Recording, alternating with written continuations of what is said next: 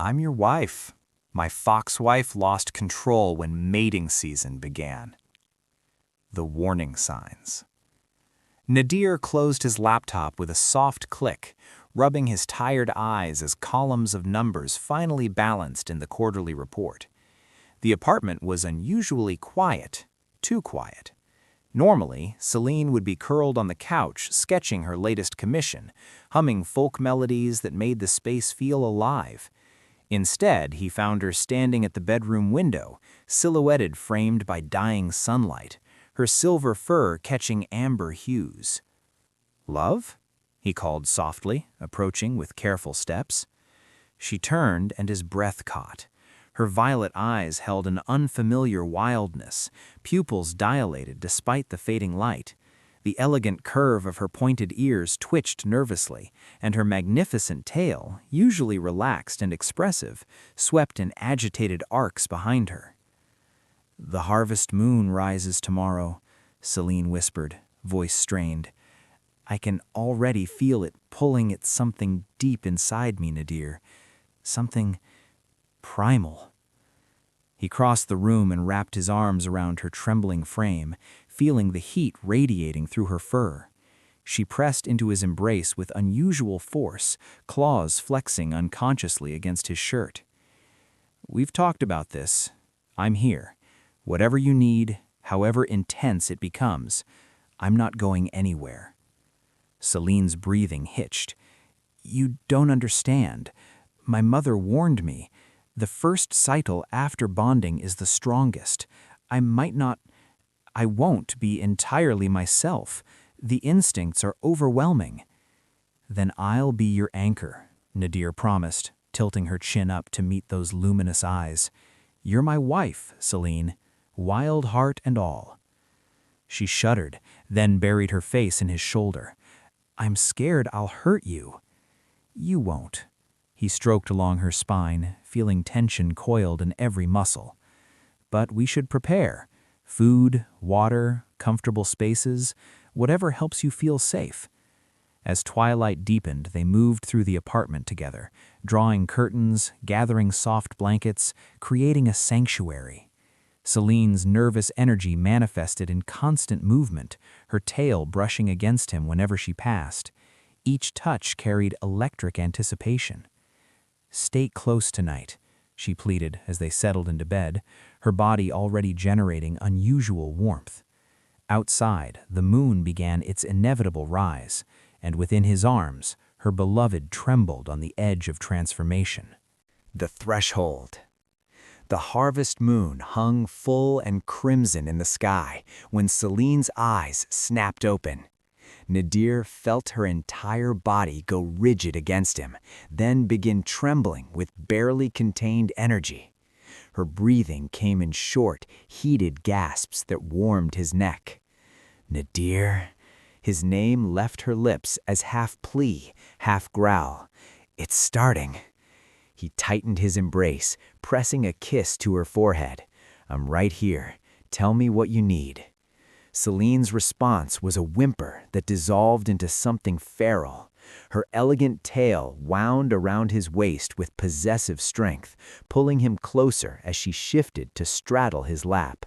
The violet of her irises seemed to glow in the moonlight streaming through their window, fixed on him with an intensity that made his pulse quicken.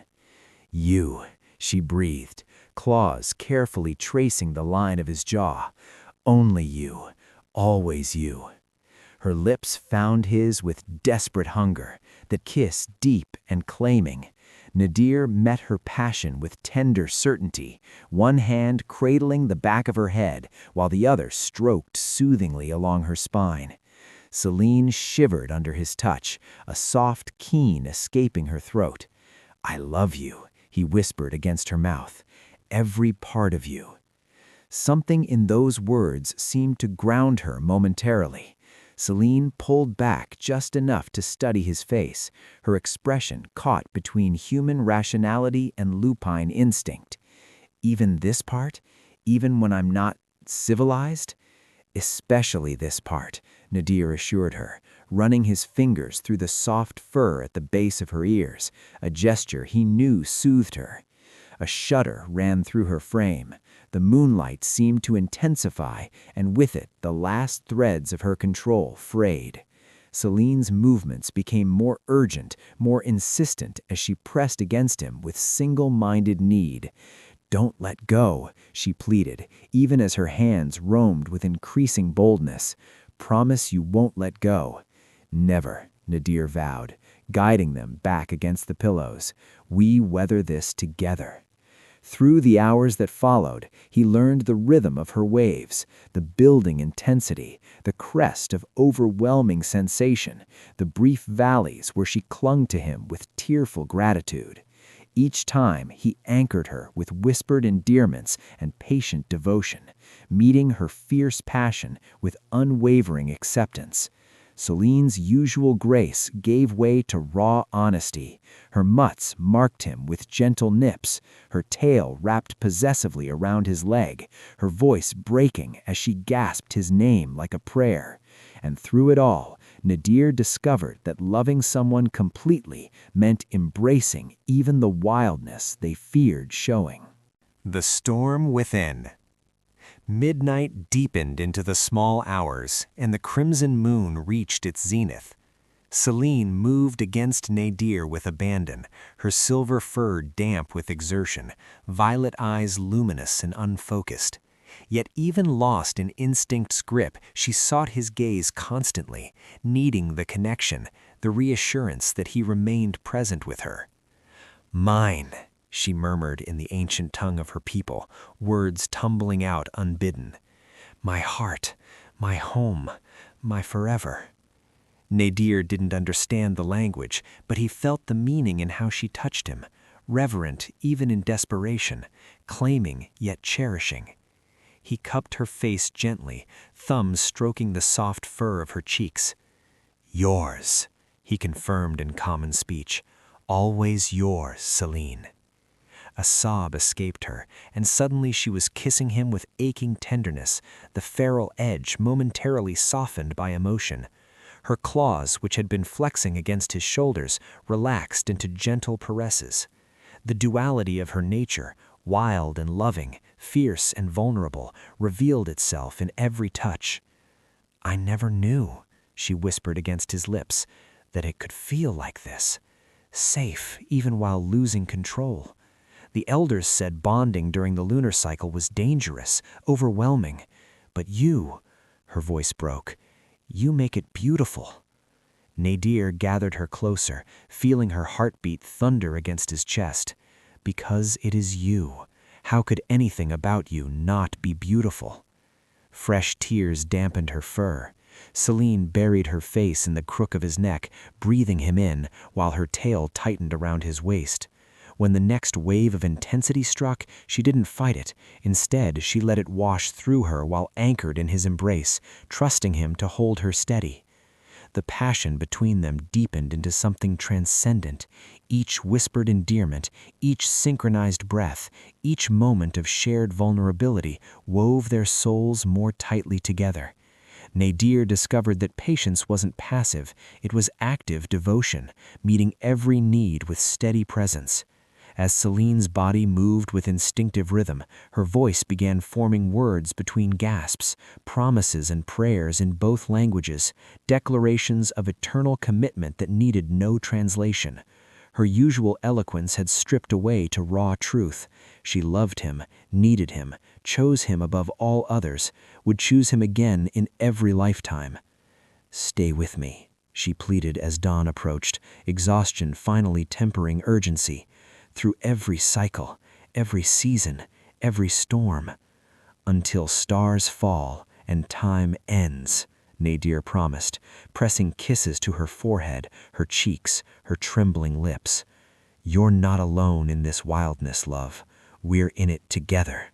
Dawn's revelation. The first rays of sunlight crept through the curtains, painting their sanctuary in soft gold. Celine's trembling had finally subsided into gentle shivers, her breathing evening out as the moon's influence waned with the approaching dawn. She lay sprawled across Nadir's chest, silver fur matted and damp, her tail loosely curled around his thigh in unconscious claim. "Nadir," her voice emerged hoarse and small, so different from the primal sounds of hours before. Are you all right?" He stroked her ears with tender fingers, feeling her melt into the familiar gesture. "More than all right. Are you?" Celine lifted her head, and he saw tears gathering in those violet eyes, now clear and fully her own again. "I was so afraid," she confessed, voice breaking. "Afraid I'd be too much.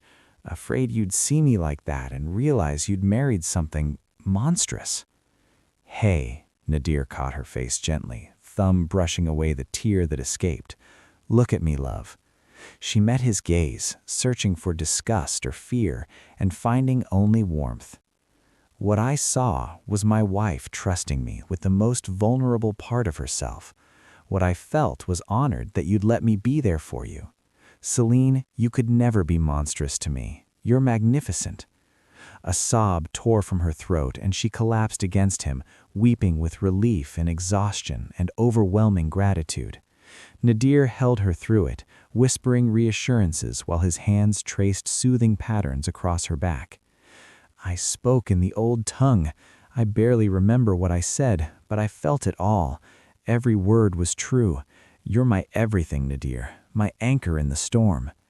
And you're my wild heart, the part of life that keeps me from being too careful, too measured. You remind me what it means to feel deeply."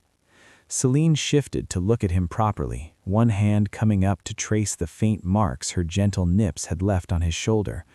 "I marked you," she whispered, horror and possessive satisfaction warring in her expression.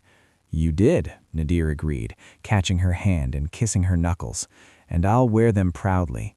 Evidence that my wife chose me, claimed me, wanted me, even when instinct ruled everything else." Fresh tears spilled down her furred cheeks. How did I get so lucky? Most human partners can't handle the lunar cycles. They leave or demand we suppress it with medications that make us hollow inside. But you stayed. You held me. You made me feel cherished instead of ashamed. Because you are cherished. Every fierce, passionate, tender, wild part of you. I didn't marry half a person, Celine. I married all of you."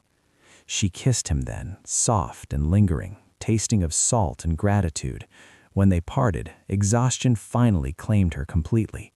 She curled into his side like a kit seeking warmth, her tail wrapping around them both, and within moments her breathing deepened into sleep. Nadir held her close, watching dawn paint the ceiling in shifting hues. His body ached pleasantly, his heart felt impossibly full, and he understood now what the elders meant when they spoke of bonding during the lunar cycle. It wasn't just physical, it was spiritual communion, two souls meeting without barriers or pretense. Eternal autumn. 3 days later, Celine emerged from the bedroom studio where she'd been working, a familiar spark of mischief in her violet eyes. Nadir looked up from his laptop to find her holding a canvas, her tail swaying with barely contained excitement. "I finished it," she announced, turning the painting to face him. His breath caught. She'd captured them in the moonlight, her silver form wrapped around his darker silhouette. But rather than wild or chaotic, the image radiated intimacy and trust. Two souls intertwined, her lupine nature and his steady humanity creating something beautiful together. "It's called acceptance," Celine said softly, settling beside him on the couch. "I wanted to remember that night not for the fear before or the exhaustion after, but for what it taught us." Nadir pulled her close, breathing in the familiar scent of her, lavender shampoo and something uniquely Celine. "And what did it teach us?" She tilted her head, considering. "That love isn't about finding someone perfect. It's about finding someone who sees your imperfections, your wildness, your uncontrolled moments, and chooses to stay anyway, who doesn't just tolerate those parts, but embraces them." "You were never imperfect to me," Nadir murmured, pressing a kiss to her temple. just complete. Celine's tail curled around his waist, a gesture that had become even more meaningful since that crimson moon. "The next cycle will come," she warned gently. "Every autumn, every harvest moon. It's part of who I am."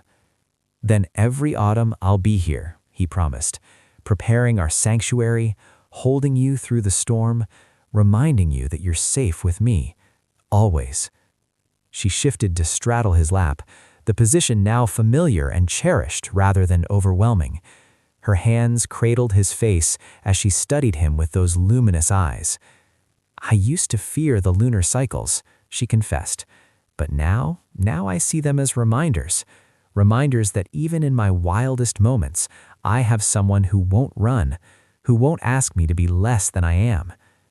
Nadir ran his fingers through the soft fur at the base of her ears, smiling when she leaned into the touch. "And I have someone who trusts me enough to be vulnerable, who shows me that passion and tenderness aren't opposites, they're partners in the same dance." The afternoon sun streamed through the windows, painting them both in warm light. Celine kissed him slowly, thoroughly, with all the time in the world. When they parted, she rested her forehead against his. "Thank you," she whispered, "for seeing me, all of me. Thank you for letting me, for trusting me with your wild heart." They sat in comfortable silence, her tail wrapped around them both, his hand tracing lazy patterns across her back. Outside, the world continued its busy pace, but within their sanctuary, time moved differently, measured not in hours, but in heartbeats, in shared breaths, in the quiet certainty that they'd found something rare. As autumn deepened and the harvest moon became a memory, they carried forward the lessons learned in its crimson light, that true intimacy requires vulnerability, that accepting someone completely means embracing even the parts they fear revealing, for it is in those storms that intimacy deepens into something unbreakable. The strongest bonds are not built by avoiding challenges together, but by choosing to weather them hand in hand, proving through action that no instinct is too fierce and no vulnerability too raw to be met with patient, unwavering devotion. Love's greatest gift is not changing someone to fit our comfort, but creating a safe space where they can be completely themselves, wild and tender, fierce and fragile, knowing they are cherished exactly as they are. In accepting your partner's untamed heart without shame or fear, you discover that passion and tenderness aren't opposites, but dance partners, and that the deepest romance blooms when two souls meet without barriers, choosing each other through every cycle and season that life brings.